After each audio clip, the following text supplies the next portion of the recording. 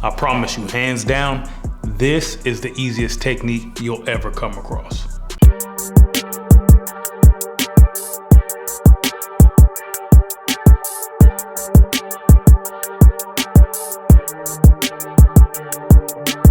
What's good, everybody? Welcome back to my channel. In today's video, I'm gonna give you guys the easiest hack for that vintage cinematic film vibe. So I've been trying to nail this look for a minute. I've tried all these different types of techniques and I've still never just landed on that one that hit and gave me exactly what I was looking for. I've tried using all types of different filters and all these different things, and they get close, but it's still never exactly how I want it. So I think I cracked the code. I've been trying to get this look to certain images, having this vintage vibe to them, that filmic touch, even though I'm shooting digital. I'm still trying to add that filmy, nostalgic vibe that you get with a older film camera. There's all these other techniques you can do in post to kind of lean it towards that vintage vibe, but it still just doesn't feel authentic. So I'm shooting this campaign with this brand a few weeks ago, and they have a vision board and all of their ideas are on there. And the overall consistent theme through here is this vintage vibe to these photos. So first thing in my mind is I'm thinking to warm my camera up a bit just to give it that aged look. I bring my white balance up and the images look good, but they still don't have that vintage vibe to them. I've tried using Creator FX filters, not really a fan of them. I have a Prism FX Dream filter and it works in certain situations, but it just kind of softens it too much. It's too strong of an effect for what I was going for.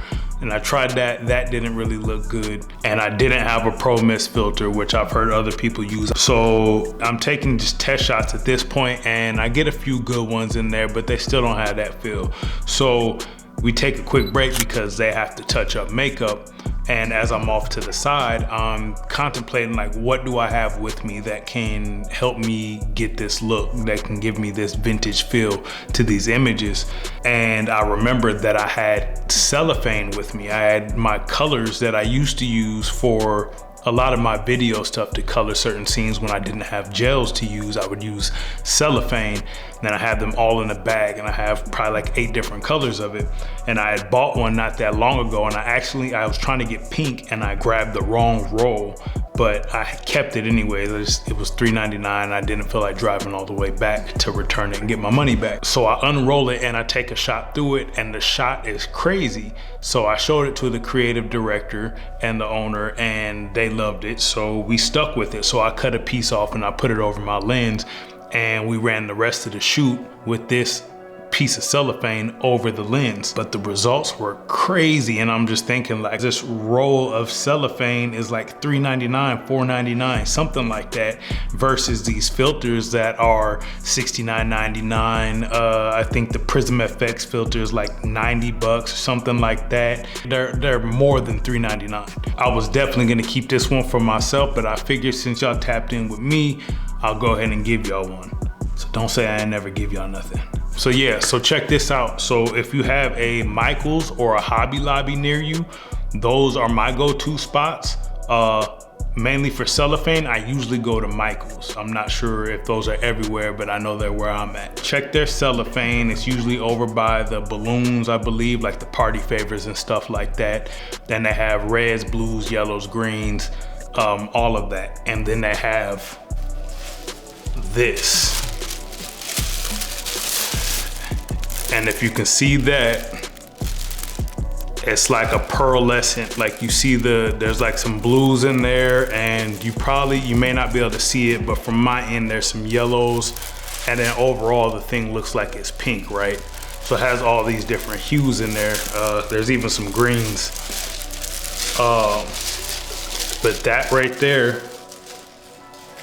you wanna take a piece of that and cut a piece just big enough to fit over your lens. So we're talking about a little square, and just tape it to the edge of your lens. That way, if you have a zoom lens, you can still control your zoom and whatnot. Or depending on how your rings are, if your focus is up front, you don't want to be on your focus ring. But yeah, tape that over the front of your lens, and even if it's not perfectly straight, that I noticed, there was a crease in mine, and because of the different colored layers that are inside of there, when the light hits it, it was giving me these crazy effects that is unmatched by any other filter that I've put on my lens. And you still get the clarity of your image. So unlike the Creator FX and the Dream FX, it doesn't blur the overall image. So everything was still sharp that I wanted to be sharp, but there was light bulbs that you can see, and I'll show you guys the pictures. There's light bulbs and stuff in the background, the highlights, and it, like, I don't want to say it blew them out, but it definitely softened them and put a blur on there. And it kind of just put this soft touch over the entire image, but it was still sharp and clean.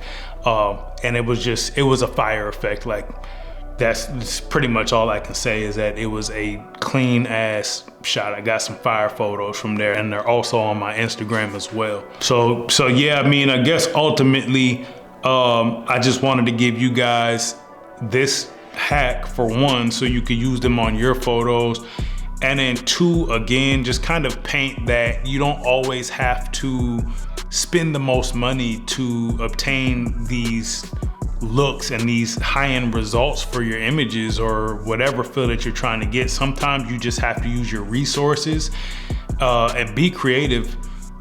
Had I not ran into that situation and just randomly happened to have those with me, I never would have even stumbled into this, and then I never would have been able to give it to you guys. But it just came from just being creative and just trying something out. I had no plans on even using the cellophane for this shoot. It just so happens that I was trying something out and it looked good, and now it's a staple in my bag. So I need you guys to try this for yourself. I want to see if you get the same results that I got. For anybody that's trying to get that vintage feel to your images, that film, you can add a little bit of grain in post. A1, I promise you that the photos are gonna come out so fire.